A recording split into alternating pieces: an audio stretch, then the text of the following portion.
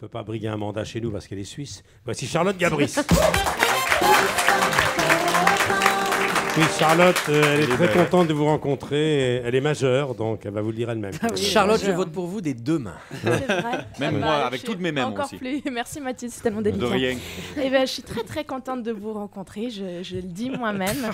Ah, on est là ce matin pour parler de votre livre Rêvons, dans lequel vous refaites l'histoire à votre manière. Alors moi aussi, quand j'étais en cours, ça a toujours été mon truc, moi, de refaire l'histoire à ma manière.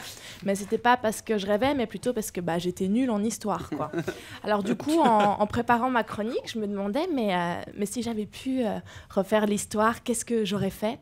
Alors j'ai posé la question à tout mon entourage, même à mes parents, et mon père m'a répondu, tu sais Charlotte, aujourd'hui tu as 25 ans, si je pouvais refaire l'histoire, je remonterais 25 ans en arrière et je mettrais un préservatif. Alors... C'est vrai que moi, je crois que je serais remontée à la préhistoire pour sauver les dinosaures. Vous imaginez s'il y avait encore des dinosaures aujourd'hui, ça serait tellement bien, quoi. Fini les problèmes de transport. Ah là, je peux vous dire que les embouteillages, ils auraient de la gueule, hein. Oh, tu te magnes avec ton diplodocus, là? T'as pas eu ton code de la route ou quoi? La voie de gauche, c'est réservé pour les tyrannosaures. Mais quel con, celui-là! Tant qu'à faire, moi, si je remonte jusqu'à la préhistoire, j'en profiterai pour faire échouer toutes les tentatives des Cro-Magnons pour faire du feu. Je me dis que si l'homme n'invente pas le feu, c'est peut-être la seule solution pour que j'arrête de fumer, une bonne fois pour toutes.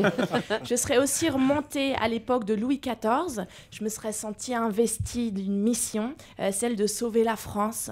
Je serais arrivée à cheval, les cheveux au vent, et une fois arrivée au palais, je me serais précipitée vers lui. Mon roi, je suis venue vous alerter d'un grand danger qui vous guette. Ce que je vais vous dire risque de vous anéantir à jamais. Mais Dorvatia a décidé de faire la comédie musicale Le Roi Soleil. Et attendez, ce n'est pas tout. Le pire, c'est que c'est Emmanuel Moire qui va jouer votre rôle.